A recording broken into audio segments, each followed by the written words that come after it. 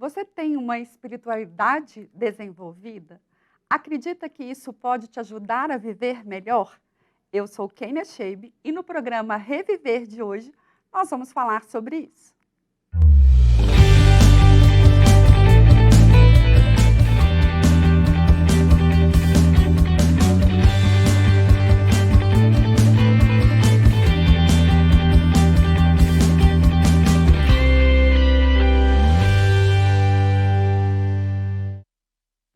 A Organização Mundial da Saúde atesta que a fé influencia na saúde física, mental e biológica. A crença pode diminuir os riscos de desenvolver doenças graves. Equilíbrio entre a mente, o corpo e o espírito é capaz de melhorar a qualidade de vida. A relação das pessoas com o sagrado pode ser uma fonte de bem-estar e são inúmeros os benefícios e a melhora na qualidade de vida. Portanto, a espiritualidade está ligada à manutenção e fortalecimento da saúde física, mental e social. Hoje em dia, existem vários estudos comprovando a importância dela para uma vida melhor.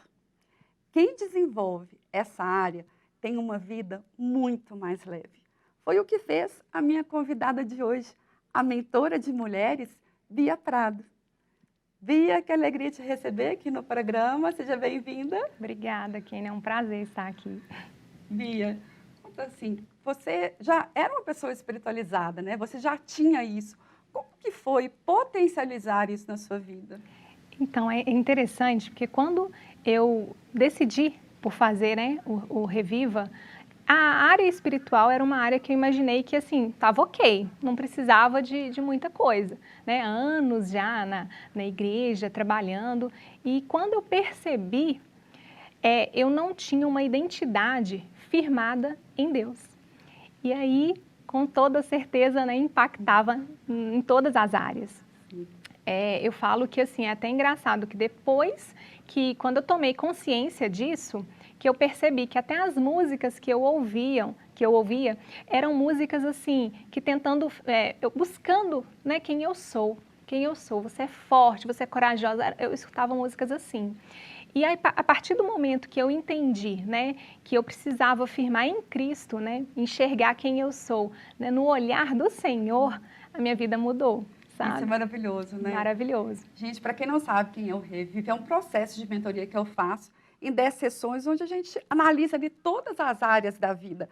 E às vezes muita gente chega, às vezes achando, não, tem uma espiritualidade desenvolvida, ou acha que é bobagem a espiritualidade, mas a conexão que eu tenho com algo além, isso vai fazer diferença na minha vida ordinária.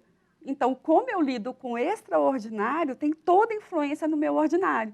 E quando você conectou isso de fato, aí vem uma mudança grande, não é, Bia? Exatamente. É assim, interessante, Kênia, porque dentro do Reviva tem o teste, né, do perfil comportamental. De análise de perfil comportamental. Exato. E quando você me deu o feedback do meu teste, a princípio, eu assustei muito. Eu falei, não me reconheci esse ali. Teste não é meu. Exato. Foi essa impressão que eu tive. Tá equivocado. Aí você comentou, ó, esse teste é 99,9%, gente, né? É mais que DNA, assim, não tem como ter erro, né? E aí eu entendi realmente que eu estava, assim, afastada da minha essência em Deus. Um ponto, assim, que foi crucial, que você falou, que eu tinha uma flexibilidade, né, para comunicar. Quando você disse isso, eu rejeitei. Não mesmo, porque aí depois que eu tomei consciência, né, eu fui ligando as coisas. Na minha infância inteira, eu fui tida como a que não falava, né, a quietinha, a tímida, foram rótulos ali que eu recebi e me apropriei, né? Claro, toda criança ela tem uma imaturidade cerebral, então a gente interpreta de forma literal. Sim. E inconsciente, né, as crianças elas buscam cada vez mais enquadrar nos rótulos que os pais colocam.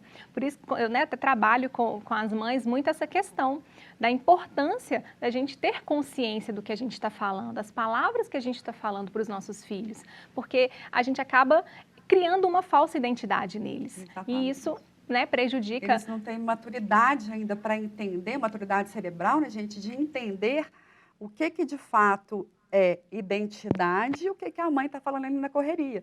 Isso é tão importante, porque se você fala para o filho, você é muito tímido, você tem que ir lá e cumprimentar, você obriga o filho a beijar as pessoas, abraçar as pessoas, você está forçando ele a criar aquela identidade. Às vezes esse filho se cobra muito para ter que ser aquilo que na realidade ele não é. Exato, foi o que aconteceu comigo, né? E assim, é tudo de forma muito assim, né? Natural, mas inconsciente, né, Kênia? Porque hoje eu falo isso, mas eu não tinha esse conhecimento, né? Então eu falo falo muito com as mães, porque um para casa também do Reviva é a leitura de Provérbios. Sim. E em Provérbios fala muito disso, né? A palavra, né? Da nossa boca pode sair palavras, né? Que abençoa ou que amaldiçoa, né? Para a gente ponderar as palavras. Então foi tudo muito assim, sabe? Foi encaixando tudo. Foi convergindo para aquilo Sim. que você já imaginava, estava no subconsciente, mas você não tinha total consciência daquilo e nem ação para aquilo, né? Exato.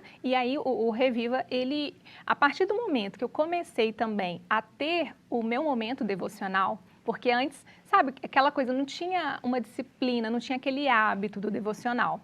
Mas quando eu comecei, né, a ler a Bíblia e ver ali quem eu sou no olhar do Senhor, muita coisa mudou. É porque a nossa identidade está ali, né? Deus nos criou de uma forma muito especial.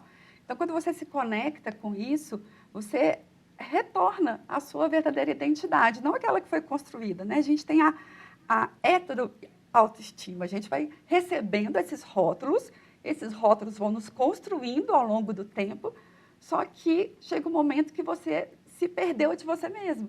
Uhum. Então, quando você faz isso, você busca essa verdadeira identidade e você amplia isso desenvolvendo a sua espiritualidade, ou seja, eu busco algo além, eu busco aquilo que é o extraordinário, isso muda a minha vida ordinária. Porque quando eu identifico quem eu sou, no meu dia a dia aqui, as coisas também vão mudar. E aí fica muito mais forte, né? Sim. E aí você conseguiu conciliar com aquele teste, fez sentido. Fez sentido. Aí eu entendi que a questão é que eu estava desviada da minha essência. Exatamente. Né? Não é que eu não me reconhecia quem eu era ali ao olhar do Pai, né? E aí eu consegui romper. E é engraçado que, assim, né, na sessão do feedback mesmo, quando você comentou comigo, eu já achei, né, fiquei meio assim, assustei um pouquinho, mas no mesmo instante, o Espírito Santo trouxe à minha memória vários elogios no sentido da minha comunicação. Quando eu apresentava trabalho na faculdade, sempre alguém vinha falar, nossa, Bia, você apresenta bem, você nem fica nervosa. Eu, como assim? E assim, tanto pessoas que eu conhecia, né, me elogiavam, e pessoas também ali na rede social mandavam um direct falando, Bia, adoro quando você grava vídeo, porque você fala com clareza, e eu consigo colocar em prática com o meu filho. E aí que as coisas foram, sabe, se encaixando. Que antes, Kênia, era muito assim, eu ficava alegre com aquele elogio, mas aquilo ali não ia além, sabe? Por quê? Porque não encontrava pouso, não entrava, né? Porque eu não me reconhecia daquela forma. Eu era tímida, quietinha, né? Aqui não fala muito. Estava programada para ser aquilo. Então, tudo que vem externo, que a pessoa fala, como você não sente...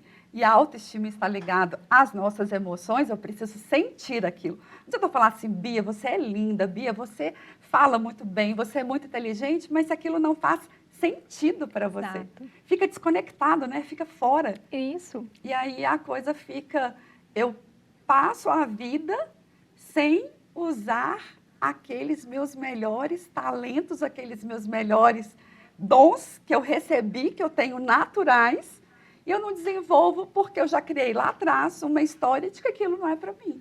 Exato. E é muito assim, né? Eu falo que o processo de autoconhecimento, ele é muito interessante, porque a gente, se a gente não se conhece, a gente só repete padrão. Exatamente. Né? A gente age no automático mesmo. É um robozinho, né? Robozinhos. É muito previsível, né? Só que quando a gente passa a se conhecer, a gente entra, né, nessa jornada de transformação, porque sim, é uma transformação, né, Kênia? E tem momentos ali nesse processo que às vezes até mexe com questões que a gente nem queria, né? Coisas que estavam ali. Deixa lá quietinho, né? A gente não quer abrir todas as gavetas, Isso, né? Mas é muito interessante porque é uma dorzinha ali, né? Sai algumas lágrimas, mas depois também é libertador, né? A gente consegue ter opções, ao invés de agir só no automático, né? Fazer sempre as mesmas coisas, a gente tem um leque ali de opções e a gente tem escolhas, né? A gente consegue ali tomar as rédeas da nossa vida de alguma forma, né? A gente vê como é que ela fala bem, tá vendo? É um dom natural. Você falou uma coisa interessante, Bia, porque às vezes as pessoas vão falar assim, nossa, eu vou fazer um processo de transformação, vai ser assim, eu vou sair, chegar, como se fosse uma coisa assim mágica, né? Um milagre, aconteceu assim. Existe uma dor, gente, né? A Sim. borboleta para sair do casulo tem Exato. dor. A gente, para passar, você passa por um processo ali primeiro que vai encontrar algumas dores. E aí muita gente foge. Muita gente não quer encarar isso, né? Não, acha melhor ficar ali naquele lugar quentinho, na zona de conforto. Mas você foi lá e conseguiu, né, Mi? É engraçado, porque assim, em 2018, foi quando eu comecei a buscar por autoconhecimento, mas assim, sem ir muito nesse foco. Foi quando eu tive o meu primeiro desafio, assim, com o meu filho. Ele tinha acabado de completar 2 aninhos. E aí eu falei, gente, eu não sei lidar com isso, né? Como assim?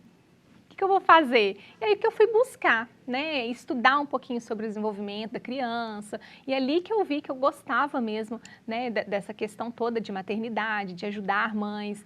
E aí eu me formei, né? Fiz certificação, 2 certificações como educadora parental.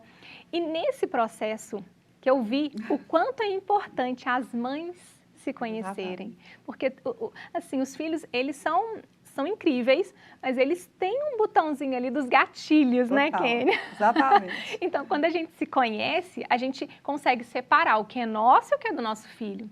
A gente consegue agir de forma mais consciente e até mais sábia. Então a gente acaba, às vezes, fazendo isso, né? Fazendo com que o filho seja seu espelho. E aí você, às vezes, limita ele a ser aquilo que ele pode ser.